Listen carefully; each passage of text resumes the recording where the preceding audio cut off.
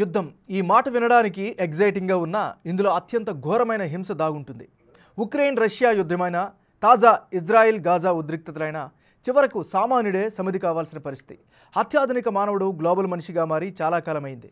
ఇప్పుడు ఎక్కడ యుద్ధం జరిగినా అది ప్రపంచవ్యాప్తంగా దేశాలన్నింటిపైన ప్రభావం చూపుతోంది. ముఖ్యంగా యుద్ధ భూమిలో ముక్కుపచ్చలారని అమాయక చిన్నారులు బలి కావాల్సి వస్తోంది. గాజా ఇజ్రాయిల్ భూమిలో ఇప్పుడు అదే జరుగుతోంది.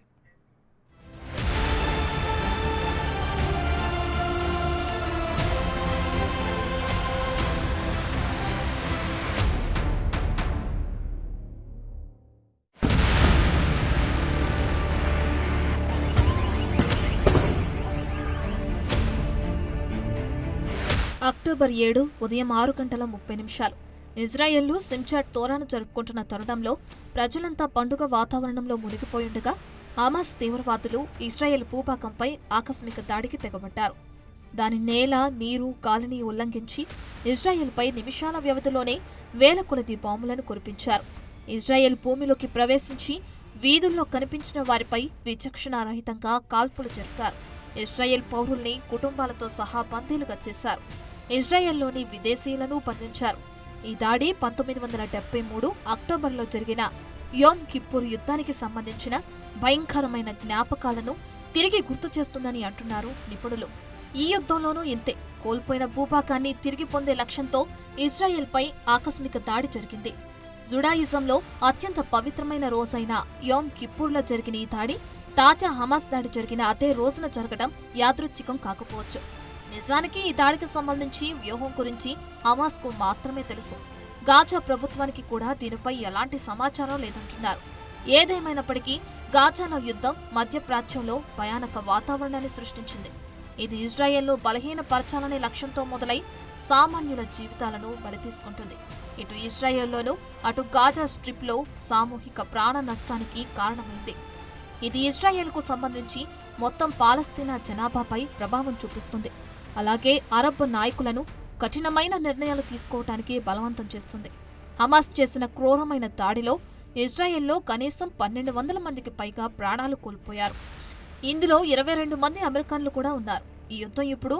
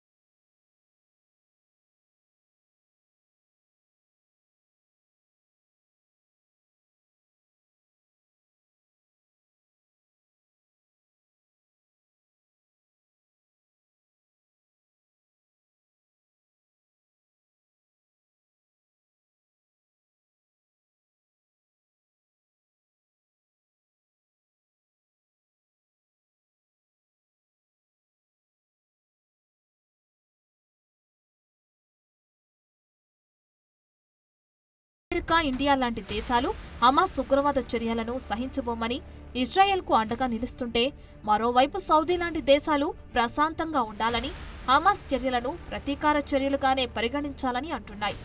ఇజ్రాయెల్ నిరంతరం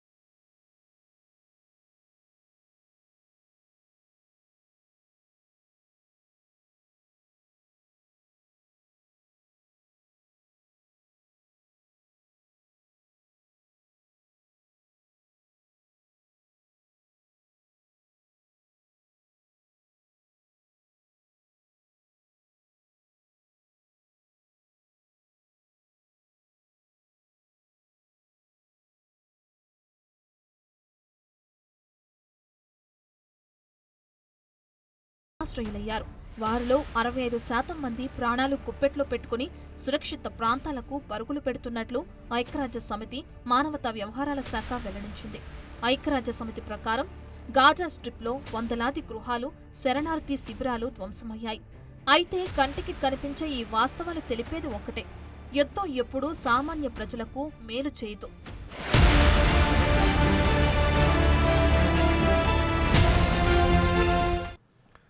ఇజ్రాయెల్లో హమాస్ చేసిన ఉగ్రవాద దాడిపై అమెరికా అధ్యక్షుడు జో బైడెన్ తీవ్రంగా స్పందించారు. మరోవైపు పాలస్తీనియన్ హక్కులను కాలరాస్తే చూస్తూ ఊరుకోమంటూ లెబనాన్ తీవ్రవాద సంస్థలు వార్నింగ్ ఇస్తున్నాయి. అమెరికా అండ చూసుకొని ఇజ్రాయెల్, ఇరాన్తో పాటు సైద్ధాంతిక గ్రూపుల అండతో హమాస్ నేతలు ఒకరిపై ఒకరు నిప్పులు చిమ్ముకుంటున్నారు. అయితే ఇందులో బలిపశువులవుతున్న వారిని ఆదుకునేదెవరు?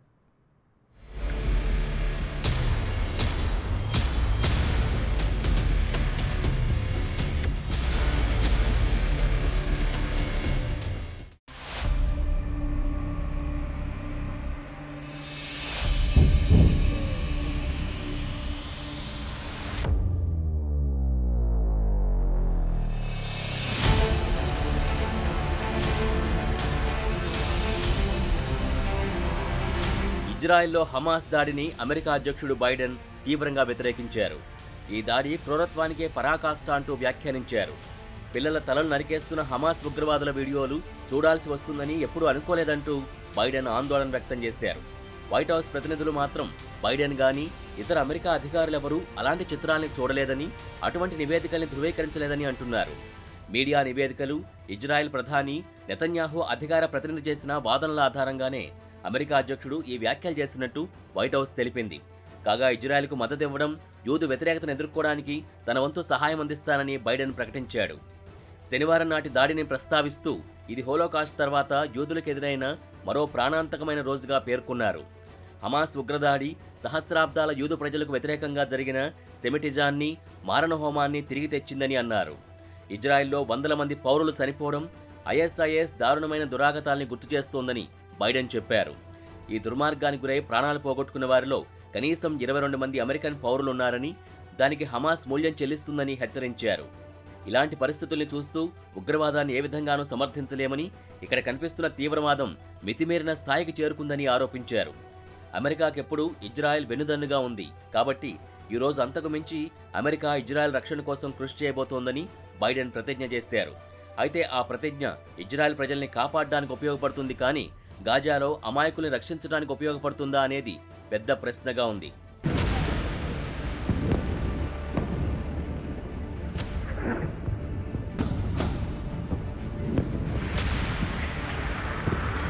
మరోవైపు ఇజ్రాయెల్ గాజాపై చేస్తున్న పూర్తిస్థాయి ముట్టడి గురించి పోప్ ఫ్రాన్సిస్ తీవ్ర ఆందోళన వ్యక్తం చేశారు. అలాగే ఇజ్రాయెల్పై దాడి సందర్భంగా పట్టుబడిన బందీలందరినీ విడుదల చేయాలని పోప్ ఫ్రాన్సిస్ తీవ్రవాద ఇస్లామిస్టు గ్రూప్ హమాస్కు పిలుపునిచ్చారు. పండగ విందు రోజుని సంతాప దినంగా మార్చిన కుటుంబాల కోసం నేను ప్రార్థిస్తున్నాను అని చెప్పారు పోప్ ఫ్రాన్సిస్. హమాస్ దాడికి ప్రతిగా ఇజ్రాయెల్ ప్రతిస్పందనను ప్రస్తావించిన పోప్ తమని తాము రక్షించుకోవడం దాడికి గురైన వారి హక్కు అని అన్నారు. కానీ గాజాలో పాలస్తీనా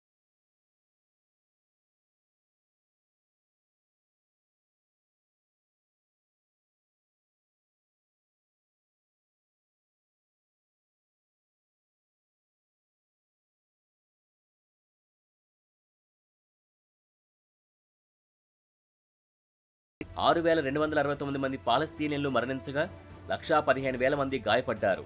అదే సమయంలో ఈ పోరాటంలో 293 మంది ఇజ్రాయిలీలు మరణించగా 5,600 మంది గాయపడ్డారు. 2014లో 3 యువకుల్ని కిడ్నాప్ చేసి హత్య చేసినందుకు ప్రతీకారం తీర్చుకోవడానికి ఇజ్రాయెల్ గాజాలో ఆపరేషన్ ప్రొటెక్టివ్ ఎడ్జ్ని ప్రారంభించింది. 49 రోజుల పాటు సాగిన ఈ ఆపరేషన్లో 2,000 మందికి పైగా మరణించారు. వారిలో ఎక్కువ మంది గాజా ప్రజలే ఉన్నారు. కాగా 2018లో ఇజ్రాయెల్ గాజా సరిహద్దులో పెద్ద నిరసనలు ప్రారంభమయ్యాయి. ఇందులో 28,000 మందికి పైగా పాలస్తీనియన్లు గాయపడ్డారు. ఐక్యరాజ్య సమితి నివేదికల ప్రకారం గాజాలో నివసిస్తున్న వారిలో 81% మంది పేదలు. ఈ ప్రాంతంలో 63% మంది ప్రజలు ఆహారం కోసం అలమటిస్తున్నారు. గాజాలో పేదరికం రేటు 46.6%గా ఉంది. ఇక్కడున్న సంక్షోభం స్థాయిల్ని బట్టి స్వచ్ఛమైన నీరు, విద్యుత్ అందడం కూడా అసాధ్యంగా ఉంది. ఇలాంటి పరిస్థితుల్లో ఇప్పుడు ఈ యుద్ధం సాధించేదేమిటో ఎవరికీ అంతుపట్టడం లేదు.